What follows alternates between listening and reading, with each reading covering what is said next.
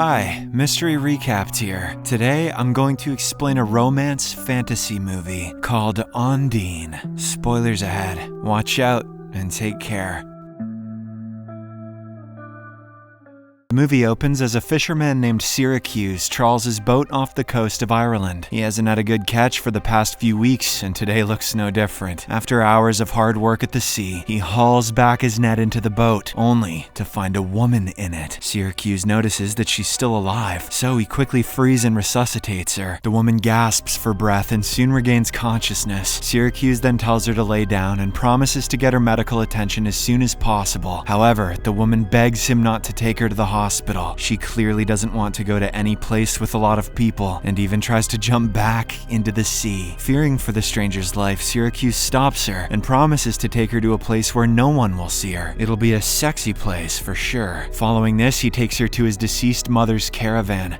He reveals that his old lady used to be a loner, so no one knows about this place. The duo then have a chat for a few minutes, after which Syracuse leaves for urgent work. Soon afterwards, he arrives at the home of his ex-wife Maura. He is there to pick up their daughter Annie, who suffers from double kidney failure. Maura scolds him for being late, but Syracuse ignores her and takes the little girl to a nearby mobile clinic. During her dialysis, Annie desires to hear a story, so Syracuse tells her about the events that occurred earlier, but masquerades it as a fairy tale. His daughter wonders if the woman was a selkie, but Syracuse is unfamiliar with the word. The little girl then explains that selkies are mythical seal-like women who can sing magical songs. A selkie would occasionally leave the sea, lose her seal coat, and live on land until the sea calls her back. Upon hearing this, Syracuse is intrigued, but he chooses not to inquire further. The dialysis soon ends, and he drops Annie back off with her mom. What, no ice cream? Kind of a divorced dad, are you? The following day, Syracuse heads to the caravan and finds the mysterious woman singing by the stream. He then prepares his boat to go fishing, and the woman insists on joining him. Syracuse thinks it's unlucky to have a woman on board, but he lets her join anyway. During their trip, he asks about the song she was singing earlier. The woman, however, doesn't remember where she'd heard it first. He then asks if she remembers her name, and the lady tells him to call her Ondine, a French word for a girl who came from the water. As the day goes on, the two find that Syracuse's lobster traps have caught nothing. It looks like he will have to return empty-handed once more. At this moment, Ondine begins singing while the fisherman hauls another trap. To his surprise, he finally manages to catch a lobster. Ondine then keeps on singing while he lowers several other traps into the sea. He then pulls them out after a few minutes and almost magically catches several lobsters. This convinces him that Ondine's song is bringing him good fortune, and if she is truly from the sea, that she is betraying and murdering her people in a big way here. The next day, Syracuse picks up Annie from her school, and the little girl insists on racing him home in her motorized wheelchair. She also asks him to continue his story from the other day. Syracuse obliges and starts talking about the woman singing. He explains that every time she sang, the fisherman caught more fish, almost as if she had magic in her voice. He leaves out the part where he got a big boner when this was all going down. Soon afterwards, the duo reaches home and Syracuse bids his daughter goodbye for the day. He then proceeds towards the caravan, unaware that the little girl is following him. It turns out Annie is curious about his story and suspects that it may be real. Soon enough, her suspicions are confirmed when she sneaks near the caravan and sees a woman in there. Meanwhile, inside, Syracuse wonders how long Ondine plans to stay here. The woman replies that it depends on him, and he quickly responds that she can stay forever. Syracuse also shares that he's been telling his daughter about her, but making it seem like a fairy tale. This makes the woman smile, and she watches on romantically as he leaves. After discovering her father's secret, Annie heads to the library, where she borrows books about selkies. Meanwhile, Syracuse goes to the church to confess to the local priest. "Father, forgive me, for I have filleted a fish." He begins by saying he was once an alcoholic, but has been sober for the past 2 years. His ex-wife, on the other hand, hasn't stopped drinking, putting Annie's health in jeopardy. Syracuse also reveals that he hauled out a woman during a fishing trip. The priest doesn't take this last confession seriously, but encourages him to keep him updated on his developments. The following day, Annie heads to the caravan while her father is at work. She finds Ondine swimming in the water and loudly exclaims that her dad's story is indeed real. When the woman hears this, she immediately realizes that the little girl is Syracuse's daughter. Following this, the two have a conversation during which Annie asks questions based on the books she read. She inquires about her seal coat, but Ondine has never even heard that term before. So Annie explains that a selkie loses her natural coat when she gets on land and can't return until she finds it. If she retrieves it, she can bury it in the ground and stay on land for 7 years. Ondine enjoys her stories and kisses her on the cheek before telling her to go back home. Later that afternoon, Ondine once again joins Syracuse on a fishing trip. He assigns her to steer the boat, but when another ship passes nearby, she quickly hides. Ondine still doesn't want anyone to see her and starts steering using her feet. Once they reach a safe distance, she begins singing her usual song. Syracuse has no idea what it means, but just like the last time, he gets a big catch. To his surprise, the trawling nets have also caught a lot of salmon this time. This is highly unusual as salmon usually require finer, smaller nets. Just as he's collecting the catch, the local fisheries board patrol arrives nearby and heads towards his boat. Syracuse then signals Ondine to hide under the boat's deck as she doesn't want to be seen by other people. A few minutes later, the patrollers come aboard and begin inspecting the boat. They notice that Syracuse has caught salmon, which makes them suspicious. The two officers then investigate his equipment, which eventually leads them to discover Ondine. But Syracuse points out that a woman on board may be unusual, but it is not illegal. Just because most fishermen are incels doesn't mean we don't like company. He is right, and the officers are forced to leave without taking any action. Following the close call, the two head to the harbor together, where a mysterious man is keeping a close eye on Ondine. After selling their latest catch, Ondine joins Syracuse in town to buy some new clothes. They soon bump into Annie, who reveals that she and Ondine have already met. Upon hearing this, Syracuse is briefly stunned, but he lets the girl join in and they go shopping together. A few days pass by and Ondine starts becoming close to Annie. One afternoon, she offers to teach the little girl how to swim. They both then head to a nearby dock, where Ondine gently helps Annie float on water. However, while they are fooling around near the bank, Ondine stumbles over something underwater. She then puts Annie on the pier and retrieves what appears to be a huge jute sack from a seaweed bush. It is obvious that she knows what the bag contains, but is surprised to find it here. On the other hand, Annie thinks it's her seal coat and encourages her to bury it so that she can stay with them for 7 years. Go on, just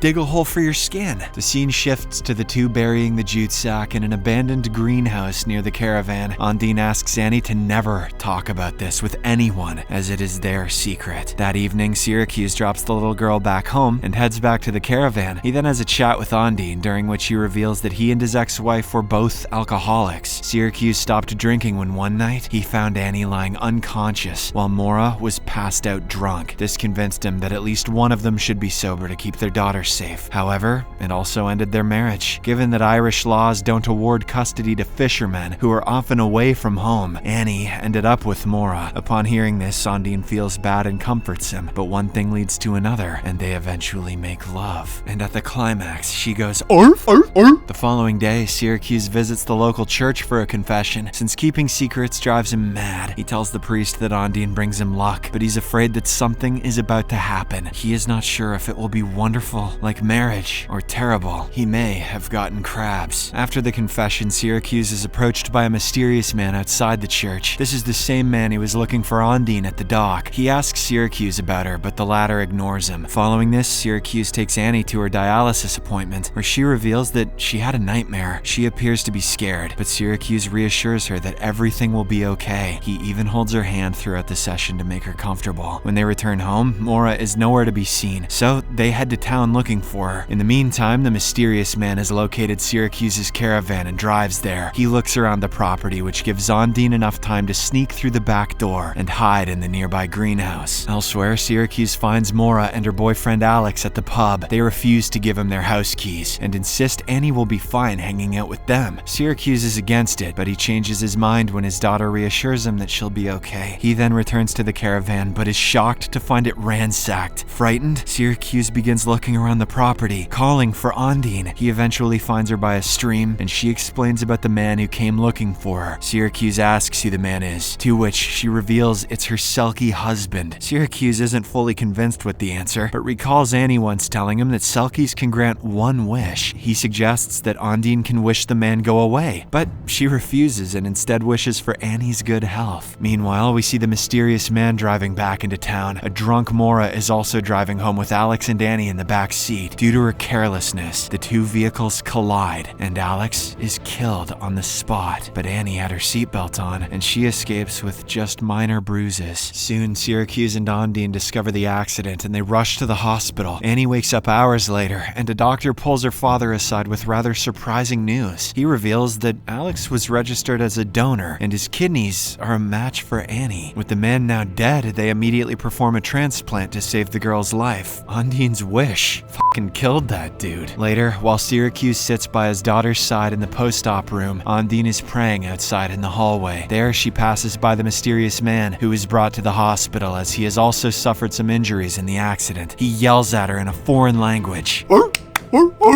but she also shouts back, telling him to go home. Days later, Alex's funeral is held, where an injured Maura scatters his ashes into the sea. Syracuse sympathizes with his ex-wife, feeling guilty over what happened. However, Maura assures him that he wasn't at fault. She then asks him to take Annie to his home, since she can't handle watching over her while she's recovering. Following this, they head to Alex's wake at the pub, where Maura manipulates Syracuse into drinking several glasses of alcohol. Later, she tells him to get rid of Ondine. Maura argues that she brought him good luck first, and now it's time for the bad part. Syracuse was finally beginning to have hope in life with the arrival of Ondine, but after the accident where his daughter narrowly escaped, he starts dreaming about all the possible bad things. That evening, Syracuse drunkenly heads to his boat, where Ondine has been hiding from the mysterious man. He is heavily intoxicated and decides to send her back to where she came from. He then drags her out to the deck and questions about her husband. Ondine tries to clarify that she isn't married, but Syracuse doesn't want to listen. He insists that she's better off at the sea and takes her towards a lighthouse not far off from the dock. Syracuse's rude behavior shocks Ondine, and she is deeply hurt by his mean words, but she doesn't say a word and accepts his decision. Shortly after, Syracuse departs from there, alone, convinced that their fairy tale has to end to stop further tragedies. The following day, the local priest finds a hungover Syracuse on a tree. He asks the fisherman if everything is okay, and the latter goes on a long rant about how his life is simply miserable. The priest tells him that it is easy to lie down and accept misery, while happiness takes work. Hearing this, reality hits Syracuse hard, and he slowly begins to realize his mistakes. In the next scene, he heads to the hospital and finally takes Annie to his home. She asks about Ondine, to which he lies that she went back to the sea with some personal work. This upsets the little girl, but she's sure that Ondine will be back, as she hasn't taken her seal coat. The following day, Annie is watching TV when Syracuse hears Ondine's song from a foreign singer. He learns that the song comes from an Icelandic band and is not a tune from a mysterious underwater realm. This makes him believe that Ondine was actually a human and not some mythical selkie. Therefore, he tells Annie to stay home and heads to the lighthouse. Upon arrival, he spots Ondine on the shore near the lighthouse. She sarcastically claims to have joined the seals basking in the sun. She then asks what made him return, so he explains that he heard her song on the TV. The fisherman now wants the truth, and Ondine finally reveals that she was a drug mule from Romania, not a fish mule from the depths. On the day Syracuse found her, she was on a boat to deliver illegal substances, but the Coast Guards caught them. The mysterious man Vladik was her handler, and he forced her to escape with their supplies since she couldn't swim. However, the land was too far, so Ondine discarded the bag of supplies and let herself sink into the water. This was when she coincidentally fell into Syracuse's net, and he saved her. Syracuse is shocked by the truth. How could a seal come up with such an elaborate story? But he also feels bad for Ondine, so he takes her home. However, upon arrival, they are greeted by Vladik, who has held Annie hostage. He has also made her confess that Ondine had recently discovered her seal coat. The little girl is unaware that it was a jute sack with several illegal substances inside, but now Vladik knows Ondine still has it. He threatens her to hand the sack over, or he will hurt Annie. Scared, Ondine immediately takes him to the greenhouse, but discovers that the bag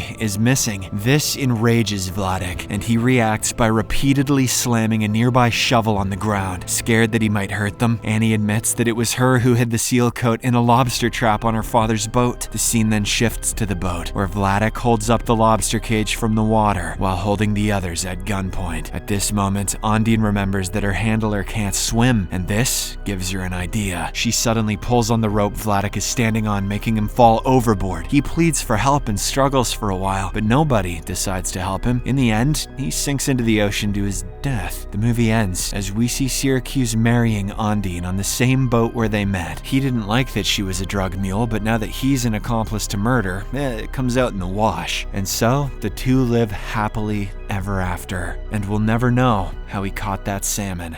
Subscribe for more videos like this, turn on notifications, and leave a like to help the channel out. Thank you for watching.